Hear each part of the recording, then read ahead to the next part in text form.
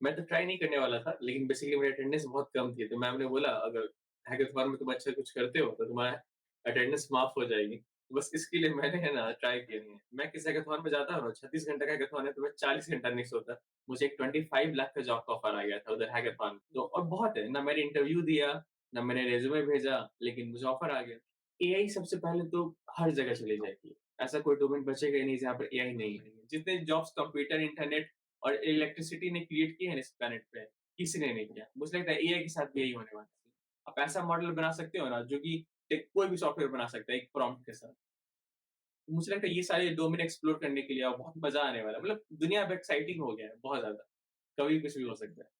Hello guys, welcome to my channel. This is the first podcast on my channel and my first guest was Shubham Pandey, who is the winner of India's three biggest hackathons and who is currently guiding the whole student community in his college and running a successful startup in cybersecurity. A man with humble and courageous heart and lots of knowledge and big dreams to take India ahead. I have mentioned his LinkedIn in the description and for now just let's start the conversation. But before that, make sure that you watch this podcast till very end because I want suggestions and guidance from you to improve my podcasting skills.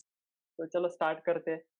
तो सबसे बिल्कुल पहले करते हैं। आप yes तो सबसे पहले आप कैसे इंट्रोड्यूस करना चाहेंगे खुद को?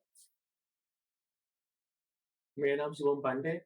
मैं थर्ड ईयर बीटेक में हूँ, जीएस रासायनिक कॉलेज ऑफ इंजीनियरिंग पुणे। मैं बेसिकली पटना से हूँ, बिहार से, लेकिन मैं अभी महाराष्ट्र में रह रहा हूँ, पुणे। हाँ। तो तो अभी आपकी जो जर्नी है कॉलेज के फर्स्ट ईयर से आपने बहुत सारी चीज़ें की है। तो आप उसके बारे में क्या-क्या बताना चाहेंगे? जैसे हैकेथॉन्स फिर स्टार्टअप तो एक ओवरव्यू दीजिए सारे मतलब हमारे ऑडियंस को जैसे जिसकी वजह से उनको पता चले कि मतलब आपने क्या-क्या किया है? बिल्कुल। मैंने एक्चुअली 3 नेशनल हैकाथॉन जीते हैं। फर्स्ट ईयर में सबसे पहला हैकाथॉन फर्स्ट ईयर में जीता था।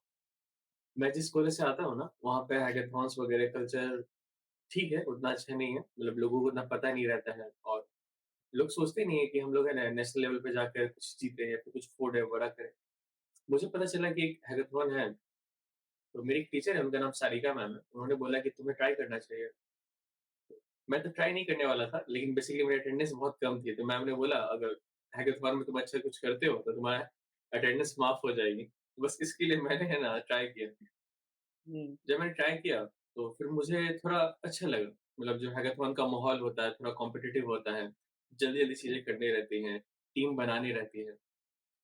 पहले मैं थोड़ा इंट्रोवर्ट किस्म का आदमी था, मतलब उतना बातें नहीं करता था किसी वगैरह से, लेकिन हैकाथॉन की वजह से मुझे है ना लोगों से बात करना रहा, टीम से बात करना पड़ा।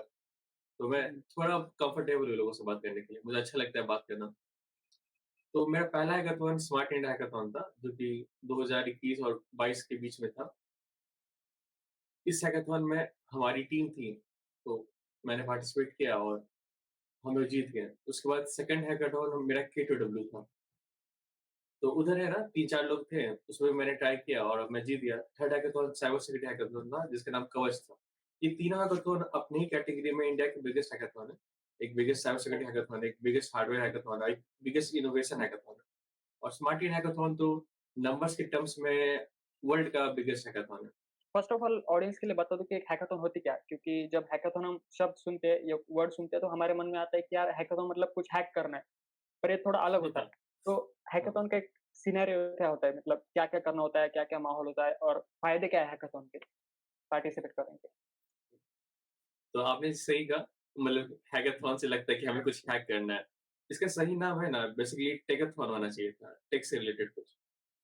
हैकाथॉन होता क्या है ना, एक तरह का कॉम्पिटिशन जहाँ पे हमें कोई भी टेक्नोलॉजी बिल्ड करनी होती है एक गिवन अमाउंट ऑफ टाइम में, या फिर इम्प्रूव करनी रहती है। आपको एक टाइम दे दिया जाता है, उस टाइम में आपको कंटिन्यूअसली कोशिश करना है ना कि आपको एक पीस ऑफ टेक्नोलॉजी बिल्ड कर देनी है, जो कि प्रॉब्लम सॉल्व करता हो किसी तरह का। यस, बेसिकली ये होता है 36 आवर्स का, 46 आवर का, कुछ-कुछ हैकाथॉन जो बहुत बड़े होते हैं, वो 1 वीक का भी होता है। बराबर। हुँ, और ये कंटिन्यूअसली होता है, मतलब आपको सोने के है ना टाइम नहीं मिलेगा। अगर आप चाहो तो सो सकते हो, लेकिन फिर आपका रिजल्ट्स डिटेरियोरेट करने लगेगा। क्योंकि हाँ, बेसिकली सोता नहीं है। मैं किसी हैकाथॉन में जाता हूँ ना, 36 घंटे का हैकाथॉन है, तो मैं 40 घंटा नहीं सोता। अरे बाप रे!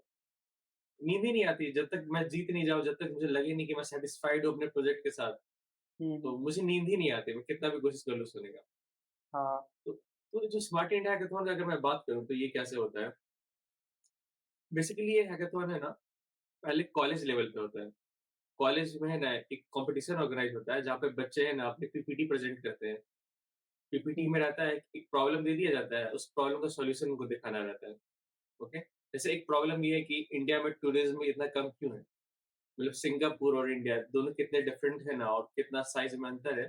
फिर भी जो सिंगापुर की टूरिज़्म है और जो इंडिया की फॉरेन टूरिज़्म है, दोनों सेम है।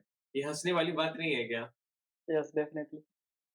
तो मेरा पहला प्रॉब्लम स्टेटमेंट यही था कि इतना डिफरेंस क्यों है? तो हम्म, मैंने थोड़ा रिसर्च किया और रिसर्च करने के बाद है ना मैंने कॉलेज में प्रेज़ेंट किया, अच्छा मुझे ये 2-3 पॉइंट लगते हैं, इन 3 पॉइंट की वजह से टूरिज़्म कम है। तो ये जो 3 पॉइंट मैंने सोचे थे, उसमें से एक पॉइंट ये था कि फॉरेनर सिक्योर फील नहीं करते इंडिया में आने में। उनको लगता है बहुत डिफरेंट कल्चर है, क्या करेंगे, नहीं करेंगे, उनको आइडिया ही नहीं आता है कहाँ से स्टार्ट करें, नहीं करें। मेबी आप एक स्टेट का आदमी दूसरे स्टेट में जाए तो कन्फ्यूज़ हो जाता है क्या होता है। वो तो कंप्लीटली डिफरेंट कल्चर से आ रहे हैं ना, तो वो डरते हैं। हाँ, दूसरा है ना कि वो अनअवेयर है कि इंडिया है कितना अच्छा। इंडिया की जो है ना मतलब ब्रांडिंग मतलब उतनी कूल तरीके से नहीं है। मैं आपको एग्ज़ाम्पल देता हूँ कि बाकी लोग अपने प्रोडक्ट कैसे बेचते हैं और इंडियंस अपने प्रोडक्ट कैसे बेचते हैं। मान लीजिए कोई एक स्टेट है, ठीक है ना? और किसी स्टेट का कोई गाँव है जो उतना अच्छा नहीं है, अच्छा वेल डेवलप नहीं है, तो लोग क्या बोलेंगे? ये इधर मत जाओ, अच्छा नहीं है। लेकिन मैं अगर इसकी ब्रांडिंग चेंज कर दूँ ना, तो लोग जाने में इंटरेस्टेड हो जाएँगे। आप ध्यान से देखना कि बिहार का एक गाँव है, ठीक है ना? जबलपुर, तो वहाँ पे रोड्स अच्छे नहीं हैं, मतलब गाड़ी-वाड़ी जा नहीं पाती है। वहाँ पे थोड़ा सिक्योरिटी का रीज़न है, थोड़ा गैंग्स वॉर ज़्यादा होता है। अब मैं इसका ब्रांडिंग चेंज करता हूँ, आप देखिए। Get ready for the thrill of a rural India where your life is on the line. Just make sure that you survive there. Isn't हाँ, it? मैंने कुछ नहीं किया। मैंने सेम चीज़ को बस अलग से प्रेज़ेंट कर दिया। तो इंडिया में हाँ, पता है बहुत सारी चीज़ें जो है उसी को बेचना आना चाहिए हमें। मतलब अलग नहीं करो। हर चीज़ को सिंगापुर नहीं बना देना है। व्हाटएवर जो भी जगह जिस तरह से। तो मैंने एक वेबसाइट बिल्ड किया, एक प्लेटफ़ॉर्म बिल्ड किया मेरी टीम के साथ।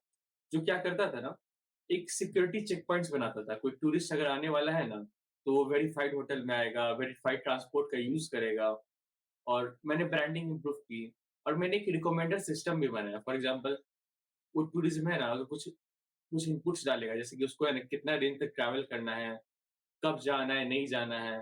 तो जैसे फॉर एग्ज़ाम्पल अगर वो दुर्गा पूजा के टाइम आएगा, तो ऑब्वियसली बंगाल जाना चाहिए, नहीं तो गुजरात जाना चाहिए। गणेश हम्म, चतुर्थी है, तो उसको महाराष्ट्र आना चाहिए, महाराष्ट्र से पुणे आना चाहिए स्पेशली। yes, तो मैंने एक एआई एमएल का यूज़ करके रिकमेंडर सिस्टम बनाया। उस डेटा सवाल का वो आंसर करेगा ना, तो वो रिकमेंड हो जाएगा कि एग्ज़ैक्टली इस पॉइंट में जाना सही रहेगा। क्योंकि इंडिया बहुत बड़ा है, उनको पता ही नहीं चलता है कहाँ जाएँ। वो बेसिकली हाँ, गोल्डन क्वाड्रेंटर नहीं है, आगरा, दिल्ली और जयपुर उधर ही घूमते रह जाते हैं। तो हम्म, ये सब हमने प्रेज़ेंट किया, तो हम लोग जीत गए। तो थोड़ा मुझे कॉन्फिडेंस का बूस्ट आ गया कि नहीं, नेशनल लेवल पे जाके हम लोग चीज़ें बिल्ड कर सकते हैं और जीत भी सकते हैं। ये मेरा पहला हाँ, कदम था। अच्छा।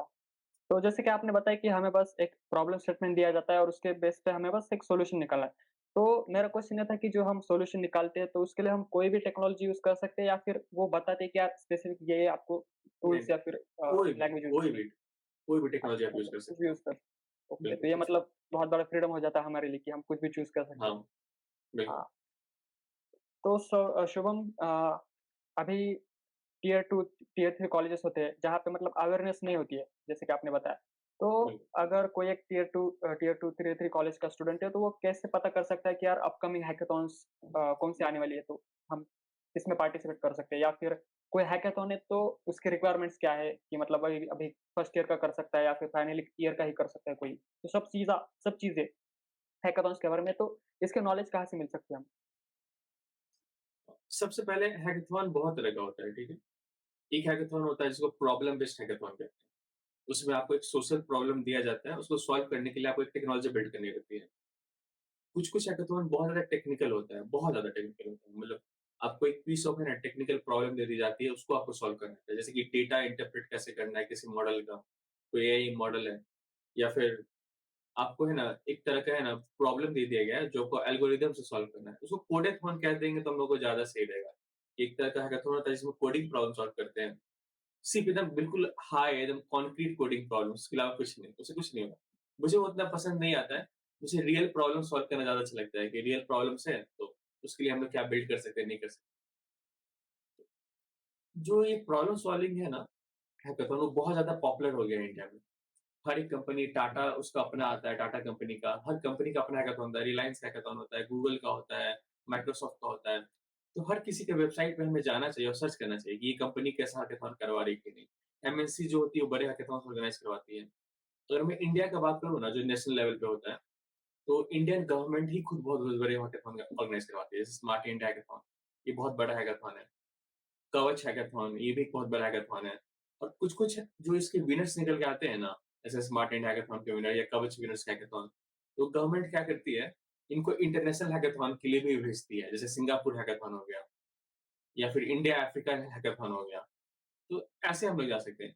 वेबसाइट की मैं बात करूँ ना, तो एक हैक टू स्किल वेबसाइट है या फिर वहाँ पे हम लोग जाके सर्च कर सकते हैं हैक टू स्किल की, कौन-कौन सा हैकाथॉन आ रहा है कि नहीं आ रहा है। अनस्टॉप का एक वेबसाइट है, वहाँ पे जाके हम लोग देख सकते हैं। हम्म। और 2-3 ऐसी वेबसाइट है जहाँ पे बेसिकली आता रहता है कि नोटिफ़िकेशन कैसे ये हैकाथॉन आया कि नहीं आया। लेकिन जो 3-4 बेसिक हैकाथॉन है वो सबको याद रखने चाहिए। स्मार्ट इंडिया हैकाथॉन कब हो रहा है, कवच कब हो रहा है, गूगल का हैकाथॉन कब हो रहा है, माइक्रोसॉफ्ट का हैकाथॉन कब हो रहा है। हम्म। तो मतलब ये जो सारी कंपनीज़ है, ये अपनी तरफ से कुछ प्रयास करती है कि लोगों मतलब कॉलेजेस में इसके बारे में अवेयरनेस हो या फिर आप हमें खुद से करना पड़ता है सब? मतलब सर्च वगैरह नहीं, हैकाथॉन के बारे नहीं, हमें खुद से करना होता है में? ओके। क्योंकि इनके पास है ना पार्टिसिपेंट बहुत ज़्यादा पहले से ही रहते हैं। हुँ, राइट। तो आपको क्या लगता है कि हैकाथॉन में पार्टिसिपेट करने से क्या-क्या हमें बेनिफिट्स हो सकता है? मतलब जो प्राइज़ मनी होता है उससे उससे हट के दूसरा कुछ बेनिफिट? सबसे पहला होता है कि हम लोग जो चीज़ करने के लिए आते हैं ना, वो रियली में करने का मौका मिलता है। फॉर एग्ज़ाम्पल अगर कोई डॉक्टर है, ठीक है ना? तो कंटिन्यूअसली वो प्रैक्टिस करता रहता है, तो वो एक अच्छा डॉक्टर बनता है। लेकिन इंजीनियर्स के साथ मैंने ये चीज़ देखा है ना, कि हमें बस टेक्स्ट दे दिया जाता है, क्वेश्चन आंसर रटा दिया जाता है और बोला जाता है ये एग्ज़ाम में आ रहा है, ये पढ़ो।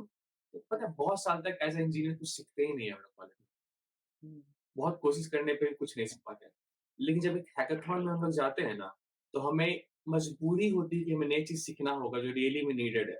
फॉर एग्ज़ाम्पल हुँ, मुझे भी पहला हैकाथॉन मुझे कुछ नहीं आता था। मैं फर्स्ट ईयर में था, ना मुझे कोडिंग आती थी, डेवलपमेंट नहीं आता था। हेलो वर्ल्ड प्रिंट कर लेता था तो खुश हो जाता था। अरे वाह! कोडिंग कर ली। मैं ऐसा ही था, सबके जैसा। हुँ, लेकिन हैकाथॉन में मैं जैसे गया ना, तो फिर मुझे कुछ बिल्ड करने की महसूस हुई कि कुछ बिल्ड करना है। फिर मुझे पता करना पड़ा ये बिल्ड करने के लिए क्या करना होगा। तो ये 3 चीज़ें सीखने होंगी। तो ये 3 चीज़ मैंने सीखा, बिल्ड किया। तो मुझे आइडिया लगने लगा ना कि बेसिकली इंजीनियर होना होना क्या होता है? मतलब कि सॉफ्टवेयर कैसे बिल्ड करते हैं, प्रोडक्ट कैसे बिल्ड करते हैं। तो आप एक रियली में है ना बेटर इंजीनियर बनते हो। इसके बारे में कोई हुँ, हुँ, शंका ही नहीं है, ये होता ही है। ओके। दूसरा ये रहता है कि इंट्रोवर्ट रहता है, टीम में काम करना नहीं आता है, तो टीम कोलैबोरेशन सीखते हैं हम लोग। अच्छा 3-4 लोग मिलके क्या कर सकते हैं, नहीं कर सकते। फिर हैकाथॉन में पता है इमेंस प्रेशर रहता है, इमेंस 36 आवर्स है और बहुत बढ़िया-बढ़िया टीम है। मतलब कि आईटीज़, एनआईटीज़ और जितना भी प्रीमियम इंस्टीट्यूट है, सब लोग आते हैं व्यक्ति। मैं उतने अच्छे कॉलेज से नहीं आता था, तो थोड़ा प्रेशर मैं कैसे हैंडल कर सकता हूँ, नहीं हो सकता हूँ।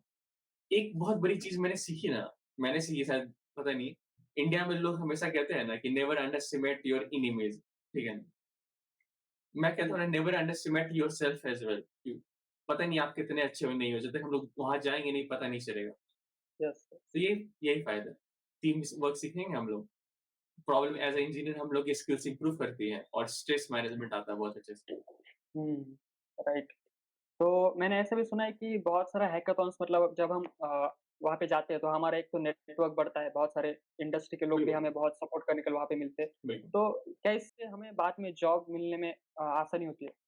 एब्सोल्यूटली मैं आपको बता दूँ मेरे सीनियर्स हैं 4th ईयर के, तो वो जॉब के लिए अलग तरह का करते हैं मतलब इंटरव्यूज़ देते हैं, बैठते हैं, रिज़्यूमे बनाते हैं।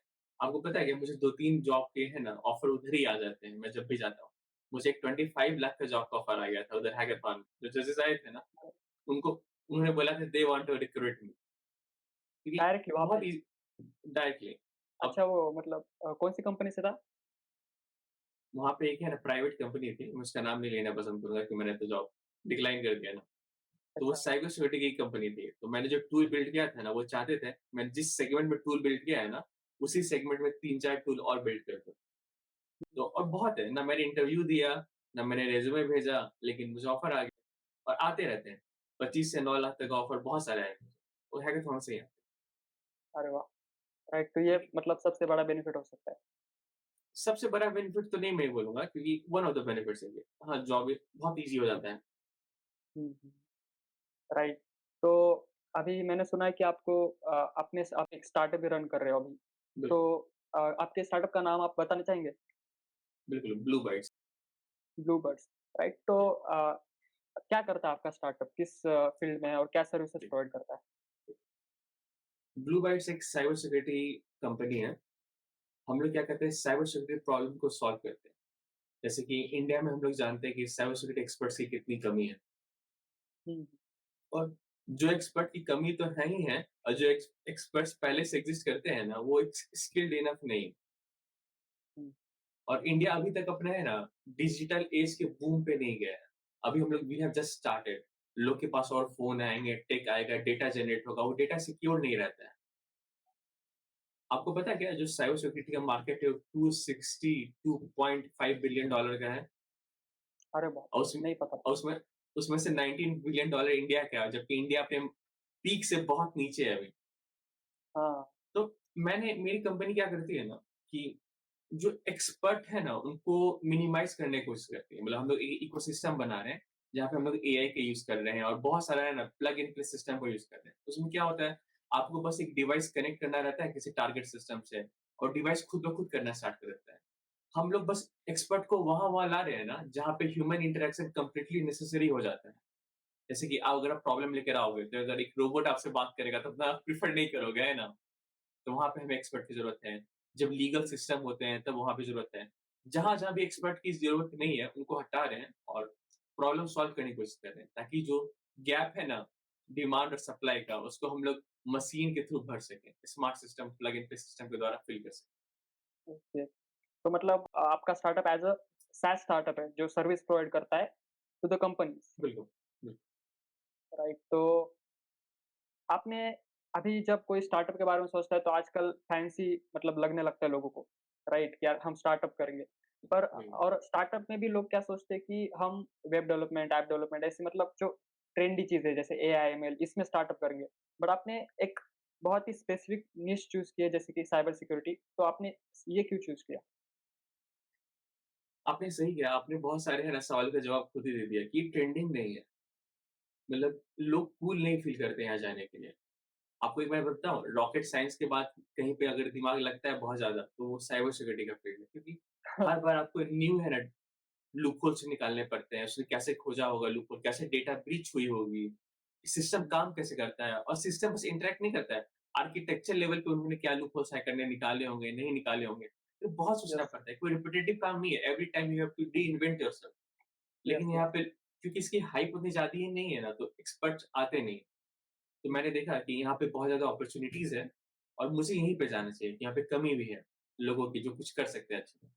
कंपैरेटिवली बाकी सारे हाइप फील्ड जैसे एआई हो गया, ब्लॉकचेन हो गया। तो आपने बताया कि आप आपके स्टार्टअप में एआई का भी यूज़ करते हो, राइट? बिल्कुल, ये तो बहुत अच्छी चीज़ है जो कि मतलब करना ही चाहिए। मैंने एक कोट भी सुना था रिसेंट में कि यार AI will not take jobs, AI will take jobs of those people who are not using AI, या राइट? तो एब्सोल्युटली। मतलब आप तो अभी ऑलरेडी सबसे आगे हो, स्टार्टअप में भी एआई यूज़ कर रहे हो।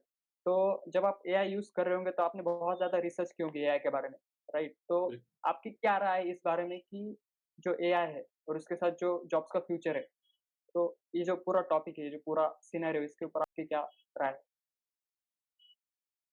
एआई सबसे पहले तो हर जगह चली जाएगी। ऐसा कोई डोमेन बचेगा ही नहीं जहाँ पर एआई नहीं है, ओके? अब आपको मैं एग्ज़ाम्पल बताता हूँ कि मैंने एआई का यूज़ करना क्यों इस्तेमाल किया। पहले अगर किसी कंपनी का सिस्टम ब्रीच करना होता था ना, तो 30-40 लोग एक साथ आते थे हैकर्स वगैरह और वो कोशिश करते थे कि सिस्टम ब्रीच कर दें। तो एक इंसान नहीं, इंसान कितना ही मेहनत कर लेगा। 3-4 घंटा मेहनत करेगा, 5 घंटा मेहनत करेगा, डेटा ब्रीच कर पाया तो कर पाया, नहीं तो उसको बहुत टाइम लगता था। अब हो ये गया है ना कि बहुत सारे एआई मॉडल बन गए हैं, जो कि पता है 24/7 आपका डेटा ब्रीच करने का कोशिश करते रहते हैं। वो जो हैकर था ना, उसकी जगह क्या ले लिया एआई मॉडल्स ने ले लिया। अब एआई मॉडल्स क्या करेगा, वो रिपिटेटिवली है ना पासवर्ड ट्राई करते रहेगा, वो रिपिटेडली लूपहोल सुनता रहेगा।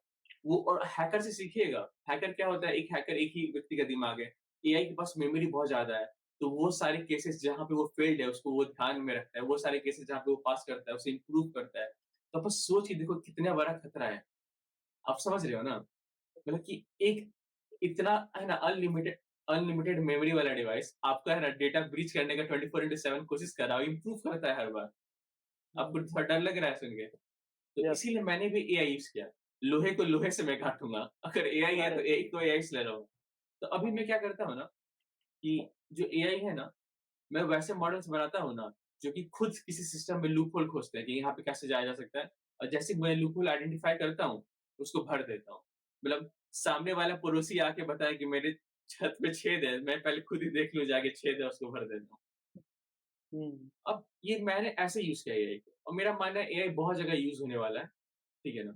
गेम्स में, एजुकेशन में। फॉर एग्ज़ाम्पल अभी है ना जैसे कि बहुत सारे मॉडल ऐसे बन रहे हैं ना, जो कि आपके जो ब्रेन वेव्स है उसको एनालाइज़ करते हैं। और ब्रेन वेव्स को एनालाइज़ करके ये पता करते हैं ना कि जो सामने वाला व्यक्ति बोल रहा है, आप उसमें फ़ोकस कर रहे हो कि नहीं कर रहे हो, समझ पा रहे हो कि नहीं पा रहे हो। तब तो छोड़ ही दो कहाँ का नहीं जाने वाला है। मतलब हाँ, अब हम लोग हर किसी को हर कुछ समझा सकेंगे, उसके ब्रेन वेव्स की एक्टिविटी को एनालाइज़ करके। अच्छा, इस वे एक्टिविटी की फ्रीक्वेंसी के रेंज में मतलब जो-जो बोला जा रहा है वो समझ रहा है। और जैसे ही पता है वो किसी मार्क को ब्रीच करता है ना स्ट्रेस का या फिर कंसंट्रेशन लैक का, तो पता है टीचर पढ़ाना बंद कर देगा। चाइना में ये इम्प्लीमेंट हो चुका है। इंडिया में भी बहुत सारे स्टार्टअप्स पे काम कर रहे हैं। तो तो एजुकेशन हो गया, साइबर सिक्योरिटी हो गई और म्यूज़िक वगैरह हो गया। पहले लोग का मानना था ना, जब क्रिएटिव फील्ड होगी ना, वहाँ पे एआई नहीं आएगा।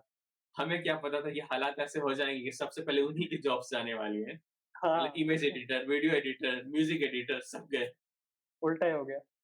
उल्टा ही हो स्टार्ट गया। ही मतलब सबसे मुश्किल काम सबसे पहले करना स्टार्ट किया एआई ने, अभी बाकी तो सब ईज़ी ही बचा है, राइट? बिल्कुल। तो अभी जैसे आपने बताया कि आप भी यूज़ कर रहे हो एआई स्टार्टिंग में, तो हुँ, आपको जैसे नॉर्मली जितने लोग हायर करने की ज़रूरत पड़ती, तो उससे तो कम ही लोग हायर करने पड़ रहे होंगे क्योंकि आप एआई यूज़ कर रहे हो डेफ़िनिटली। तो मतलब आप ही एक एग्ज़ाम्पल हो कि यार एआई की वज़ह से लोगों की जॉब जा रही है। मतलब कम लोगों की जॉब की मतलब कम हो रही है जॉब्स। तो हुँ, एज़ अ स्टूडेंट जो अभी कॉलेज से अभी अगर कोई देख रहा है इस पॉडकास्ट को, तो अभी डर बना रहता है। अभी गूगल ने भी जेमिनी लॉन्च किया है, तो उसे देख के तो मैं मतलब पूरा डिमोटिवेट हो गया कि यार ये क्या कर दिया इसने, सब तो यही कर रहा है, राइट ना?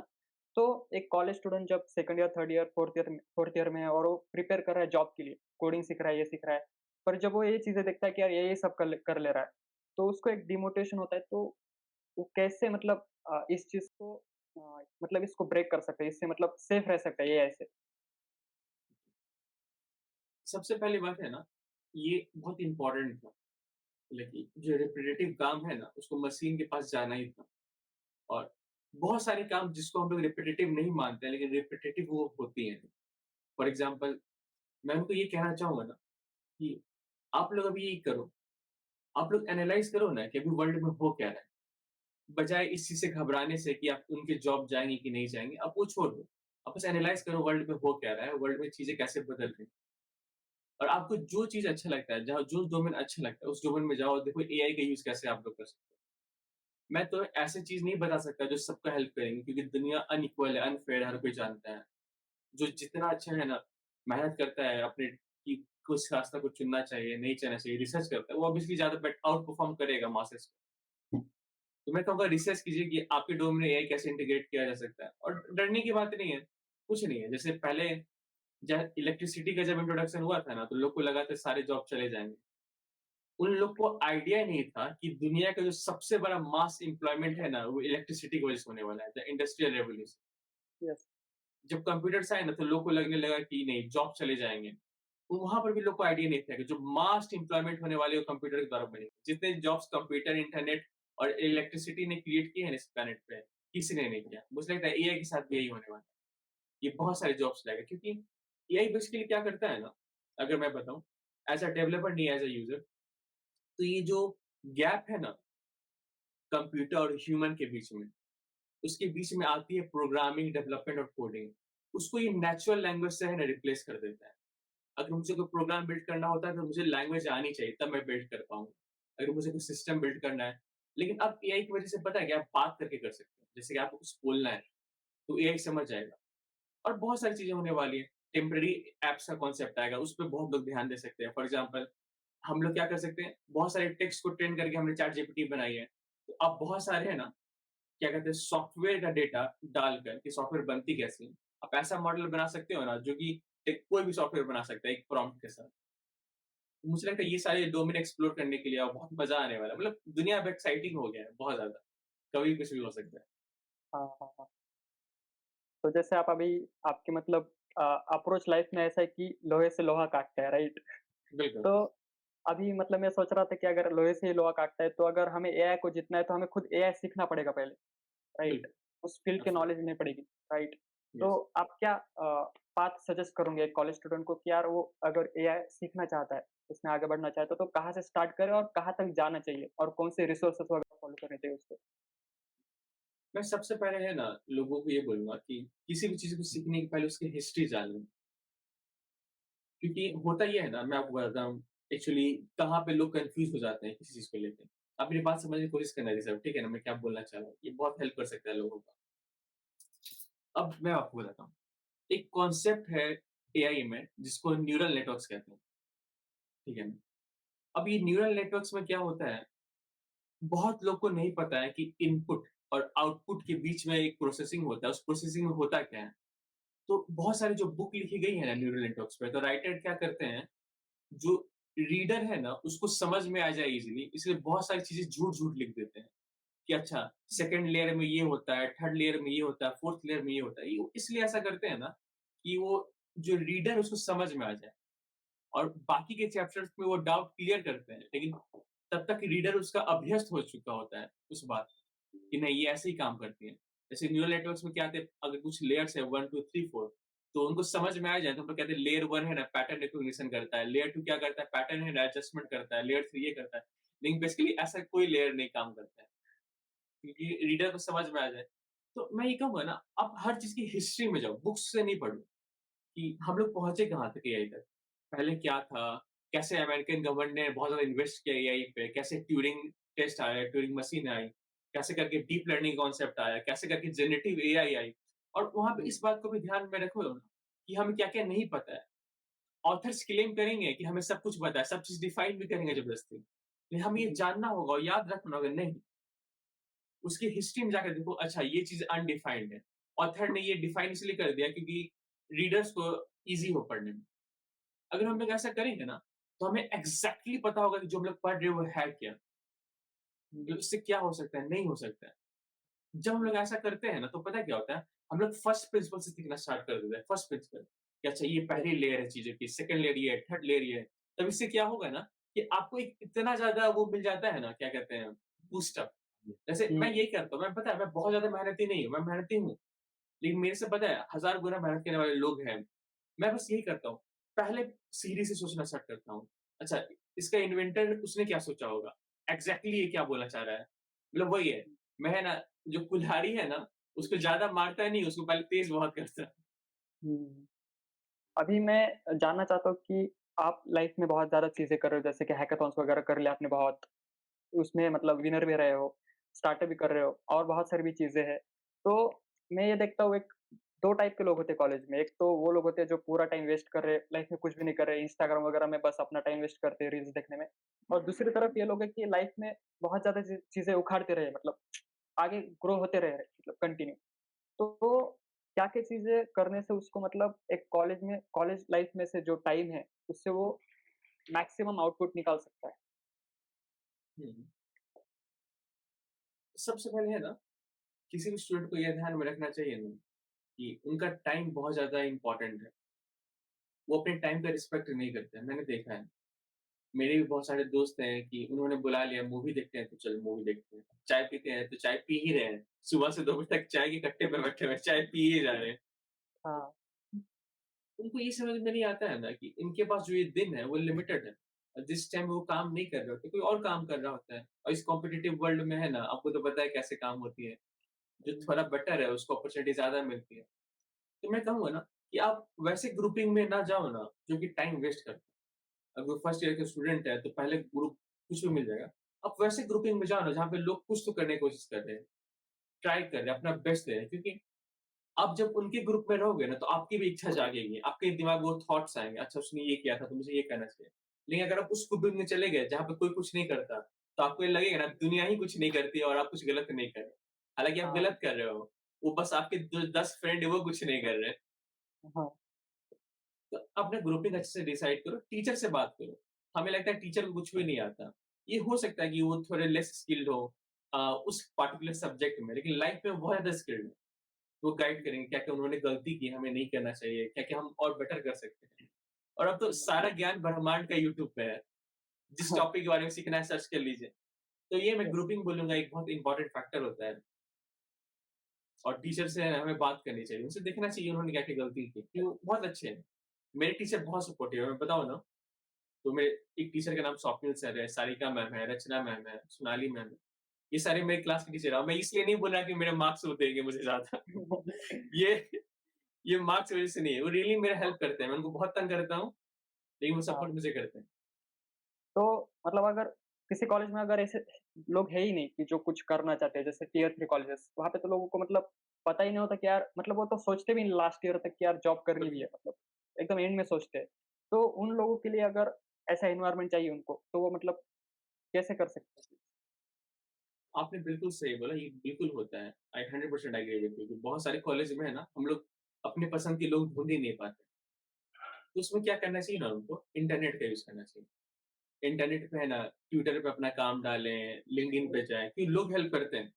और बाहर जो है ठीक है, आप रात में जब आओ ना, तो उन दोस्तों के साथ अपना टाइम स्पेंड करो। और जब वो टाइम स्पेंड करोगे, तो वहाँ पे माहौल खुलने लगेगा, आप कुछ सीखोगे। और जैसे ही आप कुछ सीख लो ना, तो मेरा ये कहना रहेगा ना कि आप अपना क्लब स्टार्ट करो, अपना एक्टिविटी स्टार्ट करो और अपने कॉलेज के सेम ले छोड़ क्लासमेट तो नहीं साथ देते हैं, लेकिन जूनियर्स पे ध्यान दो, कि जूनियर्स का चेंज हो बिहेवियर, उनको सिखाओ। तो यही है, इंटरनेट पे जाइए, अपने अच्छे फ्रेंड्स बनाइए, कोशिश कीजिए। ये 2 बहुत ईज़ी है, लोग यही करते हैं। और क्लब स्टार्ट करके है ना, बाकी लोगों को हेल्प कीजिए, वो दीजिए उन लोगों को जो आपको नहीं मिल पाए। हुँ, तो आप मतलब खुद हाँ, हाँ, बोलिए। नहीं, नहीं, मैं बस ये कहना चाहता था, आप है ना अपने जूनियर्स के लिए वो बन जाइए, जो आपके सीनियर्स आपके लिए नहीं बन पाए। हुँ, हुँ, राइट। तो मतलब आप खुद लिंक्डइन वगैरह यूज़ करते हो? बिल्कुल। ओके, तो अगर किसी को चाहिए तो लिंक्डइन का लिंक नीचे दे दूँगा मैं, अगर आपसे किसी को कोई क्वेश्चन पूछना होगा तो। तो शुभम मतलब बहुत टाइम ऐसे लगता है लोगों को कि मतलब उनके उनमें कॉन्फिडेंस नहीं होता कि यार जो हैकाथॉन है वो हमारे लिए है भी है कि नहीं, राइट? कि मतलब उसके लिए जो चीज़ें लगती है वो हमारे पास है का नहीं। तो इसके बारे में आप क्या कहना चाहिए? मतलब वो कॉन्फिडेंस कैसे आए कि हैकाथॉन मतलब हम कर सकते हैं? आपने बहुत अच्छा सवाल पूछा है ऋषभ, बहुत लोगों को लगता है और मेरे जूनियर्स को तो खासकर लगता था। इतना लगता था कि कोई पार्टिसिपेट करने के लिए रेडी ही नहीं था। तो मैंने उनसे पूछा कि क्या दिक्कत है? तो उन्होंने बोला ना कि हमें कोडिंग नहीं आती। तो मैंने बोला ना एक बात कि हैकाथॉन में पार्टिसिपेट करने के लिए आपको कोडिंग आने की नहीं ज़रूरत। तो हर कोई चौंक गया कि मैं क्या बोल रहा हूँ? मैं एक है ना सॉफ्टवेयर को बिल्ड करने का बात कर रहा हूँ और उसके लिए मैं कोड ना करना पड़े। तो मैं नहीं, रियली में ऐसे ही है, आपको कोडिंग आने की ज़रूरत नहीं। हुँ, आपको बस सोचना आना चाहिए कि बेसिकली प्रॉब्लम क्या है, उसका सॉल्यूशन क्या है। प्रॉब्लम क्या है, अच्छे से आइडेंटिफाई कीजिए, उसका सॉल्यूशन क्या पॉसिबल है। एक बार आपने प्रॉब्लम को सॉल्व कर लिया, तो इंटरनेट पे है ना सारी चीज़ें अवेलेबल है। आप चैट जीपीटी पे ऐसा प्रॉम्प्ट डाल सकते हो कि मेरा ये प्रॉब्लम है, ये सॉल्यूशन है और मैं इस तरह का वेबसाइट बिल्ड करना चाहता हूँ। मेरे लिए कोड जनरेट करो और मुझे ये आता है। जो-जो चीज़ मुझे नहीं आता है, वहाँ पे तुम दे देना और जब तुम कोड में कुछ जनरेट करो ना, तो कोड में वैसे वैल्यूज़ जिसको चेंज करके मैं कोड को चेंज कर सकूँ, उसको हाइलाइट कर देना। फॉर एग्ज़ाम्पल अगर मैं एक ग्राफ़िकल इंटरफ़ेस बिल्ड कर रहा हूँ, तो मैं चैटजीपीटी से बोलूँगा ना कि जो-जो चीज़ से मैं चेंज कर सकता हूँ, जैसे उसका दिखता कैसा है, रंग क्या है या फिर साइज़ क्या है, तो वो सारे है ना, तुम क्या कहते हैं, टेक्स्ट को हाइलाइट कर देना। तो हाइलाइटेड टेक्स्ट मिल जाएगा, उसको आप ट्वीक करो, वैल्यू को चेंज करो, तो क्या है, कोड बनने लगेगा। तो मैं यही कहता हूँ, आपको कोडिंग आने की ज़रूरत नहीं है और कोडिंग आप सीख भी नहीं सकते हो, कोडिंग आप ऐसे ही सीख सकते हो। आपको है ना एक कोड दे दिया जाएगा, उसमें वैल्यू से छेड़छाड़ करो और देखो रियल वर्ल्ड में क्या चेंजेज़ आ रहा है। तो हुँ, आपको कोडिंग आने की ज़रूरत नहीं है, आपको बस सोचना है और मैं हमेशा बोलता हूँ और मैं ये मानता भी हूँ मन से, ठीक है ना, कि talent is the cheap substitute of imagination and hard work. हुँ, राइट। अगर आप बहुत ज़्यादा सोच सकते हो, बहुत ज़्यादा मेहनत कर सकते हो, तो किसको क्या आता है, नहीं आता, उसके बारे में चिंता मत करो। आप जाओ और आप जीतोगे। मैंने पहला हैकाथॉन ऐसे ही जीता था। मुझे भी हुँ, कुछ नहीं आता था, लेकिन मैं कर पाया, तो आप भी कर सकते हो। हुँ, देखिए, एक चीज़ मैंने देखा है ना जैसे कि अ, बच्चे लोग जो होते हैं ना, मैं भी खुद हूँ, मतलब मैं अलग नहीं हूँ, कि डिस्ट्रैक्टेड रहते हैं कि कैसे गर्लफ्रेंड बनाएँ, कैसे अपना टाइम उधर दें या फिर कुछ तो एक अलग ही नई ब्रीड आ गई है जो बस रील्स देखती है। हाँ। ज़िंदगी में कुछ नहीं करती है, उनको ये भी डिस्ट्रैक्शन नहीं है, रील्स देखना। मैं आपको बताऊँ क्या? ये लोगों का इंटेलिजेंस बहुत ज़्यादा डिक्रीज़ कर रहा है। पहले जब मैं फर्स्ट ईयर में आया था, ठीक है? तो मुझे भी रील्स देखने की बहुत गंदी आदत लग गई थी, बहुत भयंकर। मैं देखता रहता। मैंने ये पाया ना कि जितना मैंने टाइम रील्स देखने में दिया है, तो मेरा टाइम तो गया ही गया है, मेरी नेचुरल इंटेलिजेंस बहुत घट गई है। मैं सोच नहीं पा रहा हूँ, नए आइडियाज़ नहीं बना पा रहा हूँ। मुझे थोड़ा डर लग गया बहुत बार। कि मैं कोशिश कर रहा हूँ सोचने का, मैं पहले तो सोच लेता था जब मैं क्लास 10th में था, 12th में था, लेकिन मैं अभी एक नया सॉल्यूशन नहीं सोच पा रहा हूँ। जब मैं आँख बंद कर रहा हूँ कि ये सोचूँगा, तो रील्स आ जा रही है दिमाग में। मुझे है ना एकदम कंटीन्यूअसली एडिक्शन हो गया था कि नहीं कैसे मैं वो करूँ, ये करूँ। जब भी मैं सोचता हूँ कि पढ़ूँ, करूँ, तो नहीं रील्स देखने का मन करने लगता था। तो मैंने क्या किया ना कि सब कुछ पहले अनइंस्टॉल मार के मैंने कुछ वैसे ऐप्स इंस्टॉल किए ना जो ट्रैक करते थे मेरे मूवमेंट और मैंने ग्रुप बनाया अपने फ्रेंड्स का। जो ग्रुप में हर किसी को ये प्रॉब्लम था और हर कोई बात करता था कि कैसे उनका इम्प्रूवमेंट हुआ है, अब वो ज़्यादा टाइम नहीं देते हैं। तो मैंने रील्स और ये सारे डिस्ट्रैक्शन से है ना अपने आप को छोड़ा और ज़्यादा है ना टाइम इधर देने लगा, ग्रोथ में, सेल्फ ग्रोथ। हालाँकि एक साइकिल है ये सब, बीच-बीच में मुझे अभी भी फील होती है तो मैं करने लगता हूँ, लेकिन जैसे ही मुझे ये एहसास होता है कि मैं गलत डायरेक्शन में जा रहा हूँ, ऐसे जी। फेंक देता हूँ कि नहीं भाई गलत है। ये असर करता है। बहुत सारे मेरे फ्रेंड हैं, मैं बताऊँ क्या? मुझसे भी बहुत तेज़-तेज़ लोग हैं जो मेरे ही कॉलेज में हैं, लेकिन कंसिस्टेंट नहीं है और एक अलग ही दुनिया में जीते हैं। एक तो मेरा दोस्त पता है क्या कहता है? कि मुझे पबजी खेलने का शौक नहीं, खेलता हूँ मैं सिलेबस भुलाने को। आप कॉलेज में भी आप गाइड करते हो जूनियर्स को, बिल्कुल। क्योंकि उनको गाइडेंस नहीं है। तो फर्स्ट हुँ। आपके कॉलेज में स्टार्टिंग में तो मतलब 1-2 ही टीम जाती थी, अभी तो 100-100 टीम जा रही है। तो आपने गाइड किया है तो आपको पता होगा कि यार क्या-क्या प्रॉब्लम्स है मेनली? एक प्रॉब्लम मैंने और देखा है मतलब कि जो कि उतना कॉमन है कि मुझे नहीं पता। सीनियर सब अगर कोई अच्छा सीनियर है ना, जो कुछ कर रहा है, ठीक है? तो मैंने ये देखा है ना वो खुद में ही रहता है, वो अपने आइडियाज़ शेयर करने की कोशिश नहीं करता। हुँ, तो मैंने क्या किया था ना, मेरे ही फ्रेंड्स वगैरह थे, उनको बोला कि जूनियर्स हैं, हमारे ही जूनियर्स हैं, अगर हम लोग हेल्प नहीं करेंगे तो कौन करेगा? उनको बुलाया, मैं हेल्प किया थोड़ा बहुत, बात की, तो उन्होंने उनका हेल्प किया। तो इससे क्या होता है कि मैं अकेला खुद नहीं कर सकता, मैं ये जानता था। तो 3-4 दोस्त को लिया और वो सभी हेल्प किए मेरे, मोटिवेट करने के लिए। और मोटिवेट मतलब कुछ नहीं है, ये रियलिटी ही ये थी, बस मैंने उनको रियलिटी दिखा दी कि हाँ, कोडिंग आपको आने की ज़रूरत नहीं है स्टार्टिंग में। हालाँकि लेवरेज तो मिलता ही है जो अच्छा कोडर है। आप चैटजीपीटी से कोड जनरेट कर रहे हो, उसने मेहनत किया तो मिलता है, लेकिन इसका मतलब ये नहीं कि आप अगर आप बहुत अच्छे इमेजिनेटर हो, तो कोडर वो सोच ही नहीं पा रहा है सॉल्यूशन। आपने बेसिक वेबसाइट से वो सॉल्यूशन सॉल्व कर दिए, तो आप ऑब्वियसली जीत जाओगे। मेरे केस में तो हुँ, यही होता था पिछली बार। हालाँकि हुँ, अब मैं अच्छा डेवलपर बन गया हूँ और मैं बना पता है कैसे हूँ? बस पार्टिसिपेट कर के। मैंने क्लास आज तक एक भी नहीं की है कोडिंग की। हुँ। तो एआई वगैरह आप बहुत ज़्यादा यूज़ करते हो, तो कौन से एआई टूल्स के आप मतलब बहुत ज़्यादा फ़ैन हो? जो डेली यूज़ करते हो या फिर आपको लगता है यार ये एआई टूल बहुत ज़्यादा यूज़फुल है? बिल्कुल। मैंने ना बहुत सारे एक्सपेरिमेंट किया है टूल्स के साथ। एक्चुअली ऑलमोस्ट सारे टूल्स के साथ किया है, लेकिन मुझे ऑब्वियसली सबसे पसंद चैटजीपीटी 4 है। मतलब कुछ भी हो सकता है। मतलब मैं बताऊँ क्या? होता ये है ना कि मैं पहले पाइथन में कोड लिखता था, लेकिन मैं अब क्या करता हूँ ना, मैं इंग्लिश में कोड लिख सकता हूँ। फॉर एग्ज़ाम्पल अगर मुझे कुछ खास चीज़ करवानी है ना, तो मैं क्या करता हूँ चैटजीपीटी को है ना, ऐसे ट्रेन कर देता हूँ प्रॉम्प्ट्स डाल के, वो खुद ही इस तरह से बिहेव करने लगता है। मैंने क्या किया था जब बहुत स्टार्टिंग में आपको याद है क्या कहते हैं, ये इमेज जनरेटिंग टूल आई थी, जो कि आप प्रॉम्प्ट डालोगे तो इमेज आ जाएगी। हाँ, तो ये बहुत साल पहले आई थी, 2021 में, 2 साल पहले आई थी। तो उस टाइम मैंने पता क्या किया था, उस टाइम मैंने है ना चैटजीपीटी का यूज़, चैट नहीं, क्या नाम है उसका? एक दूसरा मॉडल था, जीपीटी शायद उस समय 2 था या 3 था। हाँ, हाँ। उस समय ना चैटजीपीटी इतना पॉपुलर नहीं था, बस एक लैंग्वेज मॉडल था, 2 साल पहले। हुँ, तो मैंने जो एक्जिस्टिंग जीपीटी थी ना, उसमें क्या किया था, एक प्रॉम्प्ट डाल के उसको सिस्टम बना दिया। तो क्या करता था ना, कि अगर मैं कोई भी एक स्टोरी दूँ उसको, ठीक है? तो मैंने उसको स्टोरी दी, तो वो क्या करता था ना, वो स्टोरी को थर्ड पर्सन में कन्वर्ट करता था। जैसे लिखा आई वेंट देयर, वो ऐसे बोल देगा, there was a boy of this height and length, वो वेंट देयर। तो मैंने क्या किया ना, जो स्टोरी थी ना वो बेसिकली वो इमेज प्रॉम्प्ट के लिए कन्वर्ट कर दी, कि वो एज़ अ इमेज प्रॉम्प्ट हो जाए। और फिर मैंने क्या किया, वो प्रॉम्प्ट को है ना एक प्रोग्राम बना दिया पाइथन का, जो कि इक्वल टाइम पे वो प्रॉम्प्ट डालता था। तो पता है क्या? मैंने एक स्टोरी से एक पूरा वीडियो बना दी। अरे मतलब कि अब तो बहुत सारे आ गए हैं टूल। लास्ट क्वेश्चन अभी लास्ट क्वेश्चन कि अभी आप लाइफ में आगे क्या कर रहे हैं, मतलब अभी आपका मेन फोकस क्या है लाइफ में? क्या करना चाहते हो आप अभी? ऐसा मैं सच बताऊँ या झूठ बताऊँ पहले? सच ही बताओ, अभी झूठ क्यों बताओगे? देखिए, मेरे प्लान्स हैं, ठीक है ना? प्लान्स बहुत बड़े हैं, मतलब इतने बड़े हैं ना कि अगर मैं बताऊँ तो कोई यकीन नहीं करेगा। एक आदमी मेरा यकीन करता है, हालाँकि आपको अभी ज़ेरे पता है क्या? अभी ज़ेरे सर, नहीं। वो एआईसीटी के वाइस चेयरमैन है और चीफ इनोवेशन ऑफिसर है इंडिया के, ठीक है? तो मैंने उनसे बात की थी एक बार। उन्होंने ऐसे एक डाला था लिंक कि कोई भी आके उनसे बात कर सकता है, पता चलेगा। मेरा एक विज़न है, पता है क्या? मैं इंडिया में इतनी बड़ी कंपनी बनाऊँ ना, कि दुनिया देखेगी कितनी बड़ी कंपनी इंडिया बिल्ड कर सकता है। बहुत बड़ी बिल्ड करनी एआई से। मैं बहुत सारे प्लान्स बता नहीं सकता, वरना टीम मुझे कच्चा खा जाएगी कि सारे प्लान्स बता देते हैं।